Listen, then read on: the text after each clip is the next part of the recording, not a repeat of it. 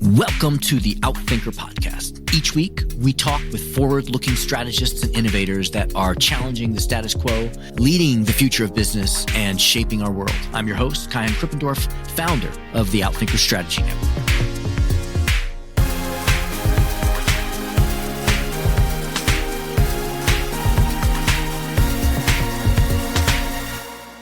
Erica Orange is Executive Vice President and Chief Operating Officer of the Future Hunters, one of the world's leading futurist consulting firms. She evaluates emerging social, technological, economic, political, demographic, and environmental trends and identifies the strategic implications, the so what's, if you will, of those trends for many of the most influential Fortune 500 companies, trade associations, and public sector clients. Erica's ability to identify patterns, think critically and analytically, and translate that into actionable strategies is what makes her an invaluable asset to clients. Erica frequently speaks at a wide range of global audiences about macro trends that are shaping and impacting today's landscape. She has spoken at TEDx and keynotes over 100 conferences around the world, including across Europe, Latin America, and Asia. I got to share the stage with Erica several years ago and found her compelling, provocative, and smart. She has authored numerous articles and industry white papers on a variety of future-focused topics and has been featured in news outlets including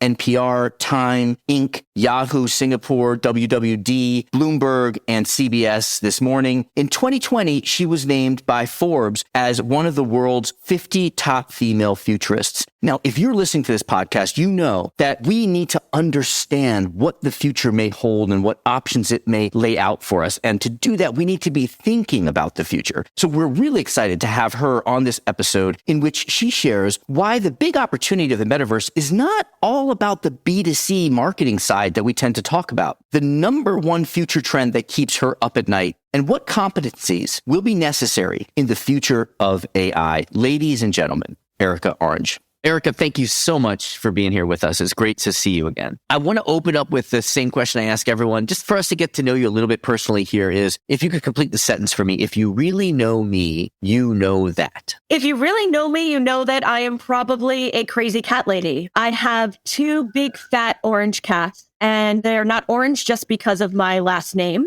They look like Garfield, and I have an actual human son, but they kind of round out my son trifecta.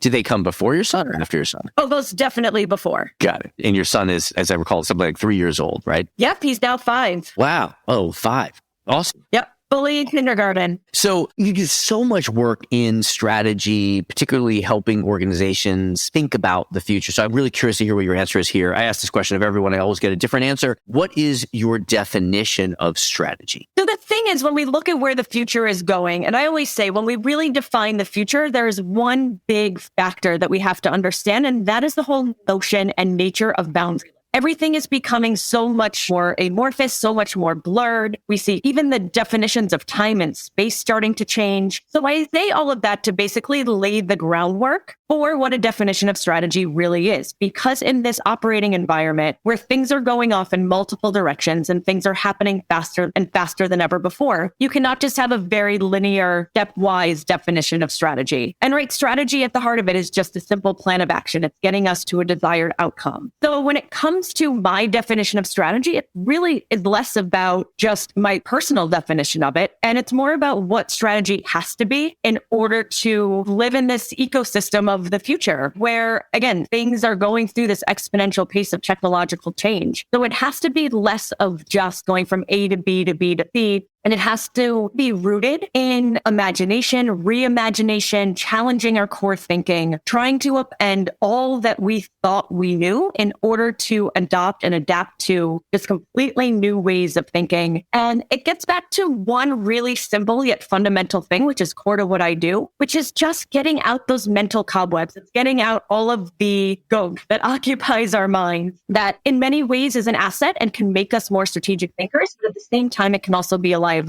because it can keep us from seeing the future for what it is. And in turn, it can cloud our thinking as to what strategies are effective and appropriate for where this future is moving. Got it. Yes. You've raised like 5 other questions, which I want to get to get into how you approach the future and helping people strategize for the future. Before I go there, though, I'd like to know, how did you get into what you're doing now? What got you interested in strategy? And I don't want to put a label on what you do. I'm going to call it futurism, but you can correct me. It most absolutely is futurism. And as I was starting my career, I didn't even know that that was a field, that was a practice and an area of study and discipline. So we are a small shop with a big impact, but we are a family business. And as a family business, we have been doing this work for over 4 decades. But my mother-in-law, Edie Weiner, really carved out a niche in the space of strategic foresight. She was one of my very first mentors. Before she became my mother-in-law, she was my mentor at a very young age. And this is going back to my early 20s. And I remember very vividly when she told me this. She said, if you want to come into this business, you need to train your mind and your eyes for 3 to 5 years. And that is the beginning stages of strategy. You need to do 2 simple yet fundamental things, which is viewing what is happening at a longer term basis. If you're looking at technology or political trends or sociocultural trends, view it as a series of patterns. Get comfortable training your brain, your mind, your eyes to really start seeing how all of these things are interconnected. Play little mental games with yourself every day to look at those Venn diagrams, those overlapping circles, knowing that nothing ever operates in a silo and that everything is interrelated. But she told me then, and it is still true today, that it takes time to do so and that it really requires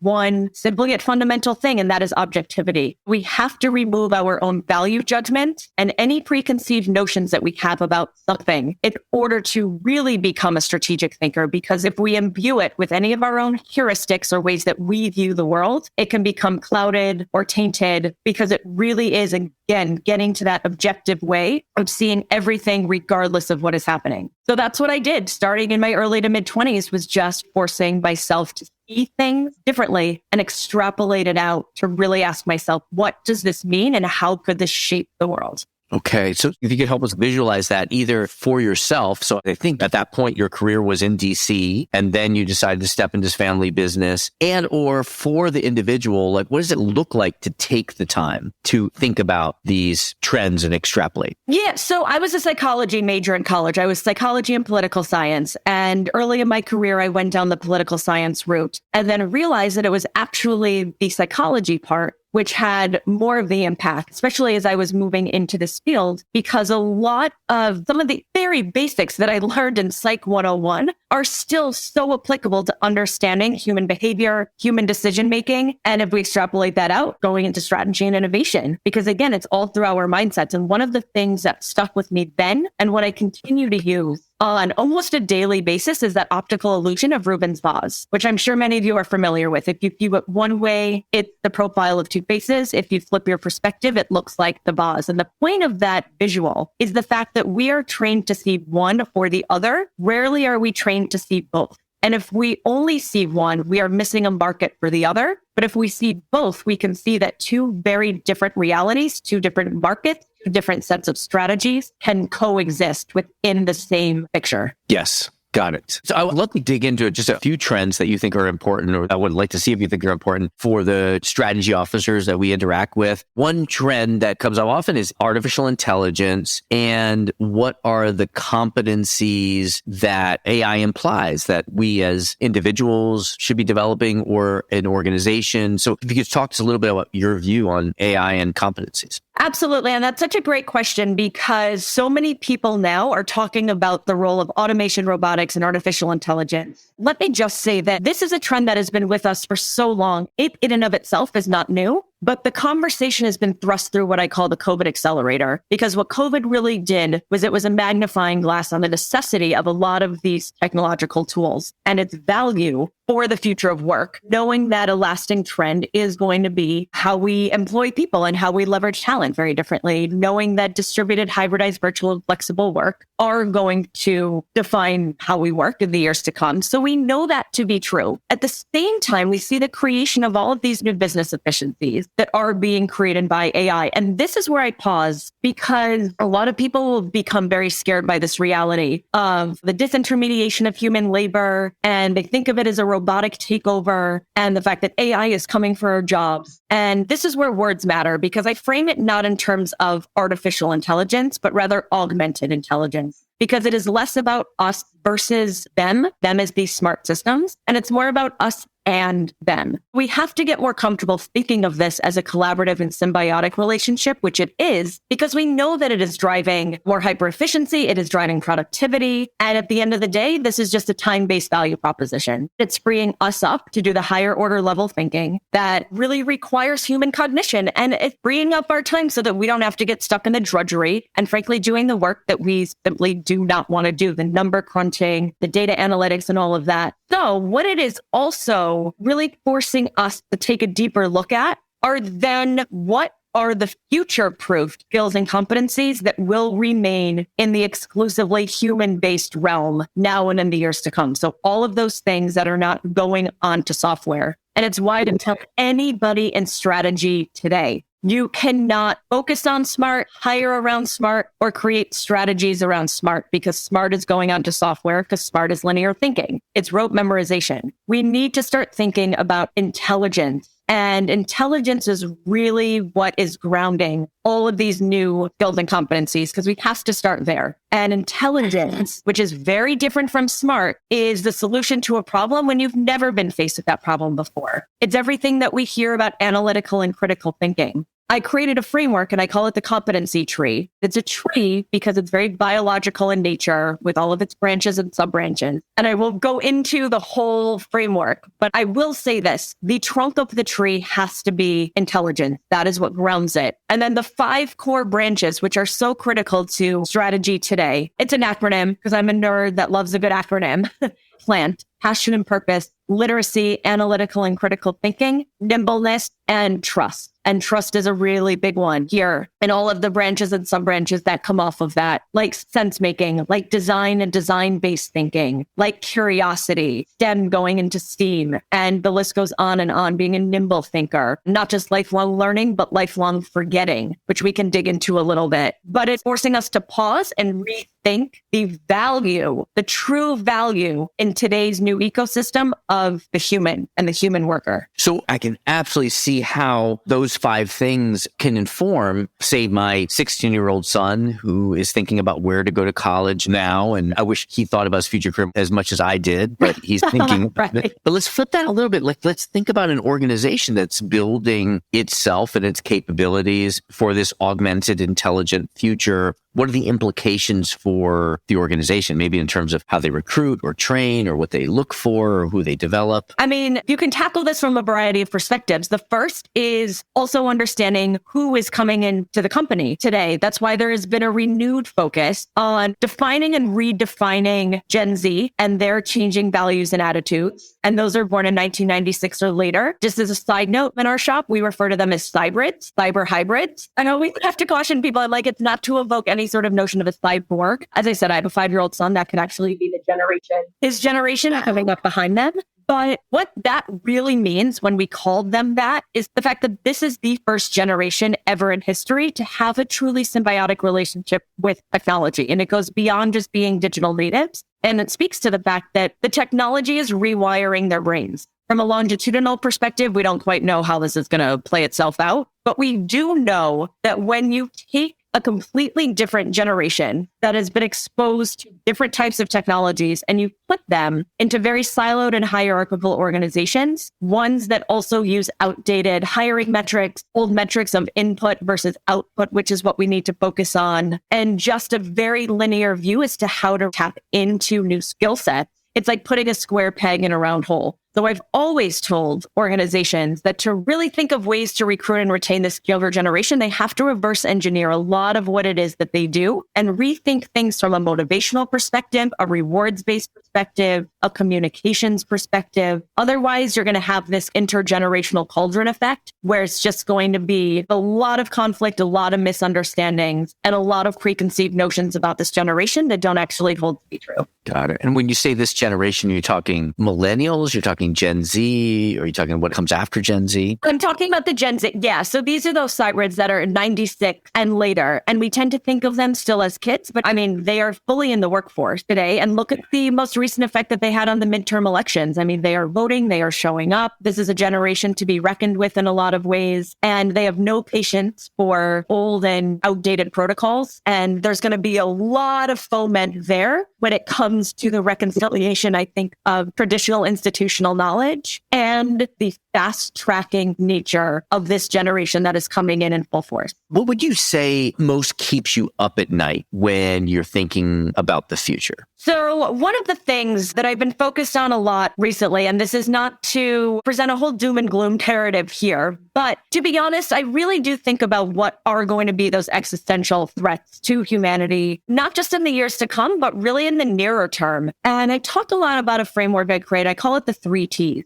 The 3 T's stand for time, truth, and trust. And the confluence of time, truth, and trust as not only the new luxuries today, but really as new currencies underscores the fact that, again, it's not news to anybody that we are seeing the rapid degradation of both truth and trust. We are living in this ecosystem where we have all of these smart systems surrounding us, going from all the acronyms like augmented reality and VR, virtual reality, going into extended reality and the metaverse and the Internet of Things and data mining and machine learning and the neural net and DAOs and NFTs and all of this stuff. This whole wild west of technology, and all of them and all of the algorithms are shooting back all of these versions of reality. And we are now living in this space where we don't know who or what to trust anymore. I've long said, and this again is one of the silver linings, I think, to come out of COVID, which is the renewed focus on human centricity and the reevaluation of human to human relationships. We tend to focus a lot on technological change, and that is all well and good. There's a lot of stuff happening there.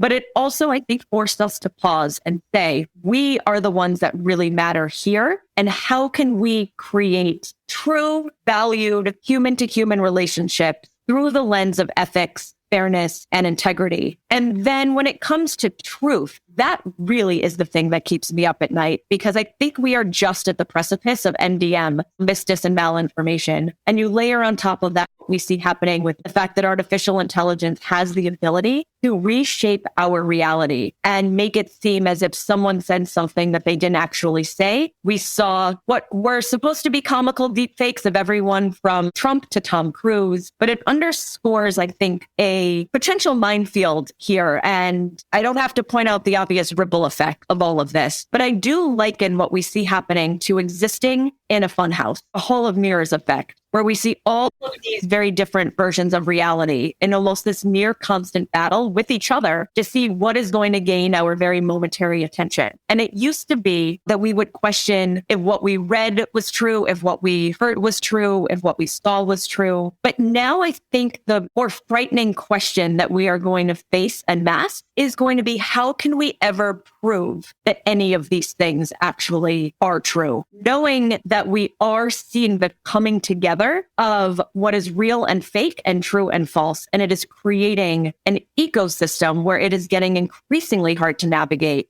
Companies, organizations, brands, NGOs, public and private sector alike are going to struggle with getting on top of this from a risk and risk management perspective, alongside a reputation and a reputation management perspective.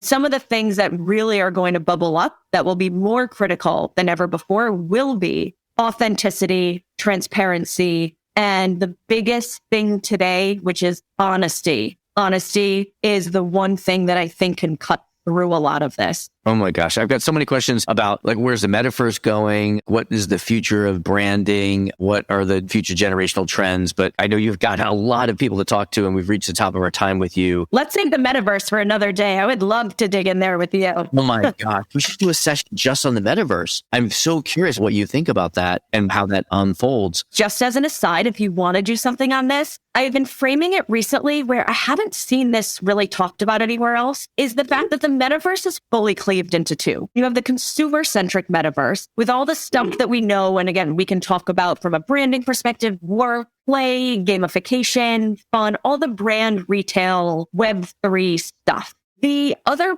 prong of it, which I think near term is the biggest opportunity, is what I put in the organizational replication bucket. That is the rise of the enterprise metaverse and digital twin. There's such opportunity there. And there's dozens and dozens of examples. What do you mean by digital twins? Can you explain that to me? Because when I think of digital twins, I think like a digital mouse that we can run experiments on to test biological treatments or something. Yes, just like how the consumer-centric metaverse is a collection of avatars, think of the enterprise metaverse as a collection of physical objects in the economy. That's why I put it within the lens of organizational replication. I think I need a framework on this, but as an aside, it's just a virtual mirror world. It is a virtual 3D replica of everything from your manufacturing floor to your assembly line to your hiring processes. It's driving efficiency. So I use the example of BMW a lot. BMW has so many different ways to configure a car. It's like 400 different ways to configure a BMW. They put all of those different models into a digital twin so it could simulate not only how they could build them with greater efficiency, but from a people perspective, allowed them to understand if they have all of these different components and it changes on a minute-to-minute basis because it's all different components, how their people can most safely walk around the factory floor. What are the pathways to ensure greater safety, but also how can they drive more productivity, knowing that there are probably ways that they can reconfigure some of these models differently. So then they test it.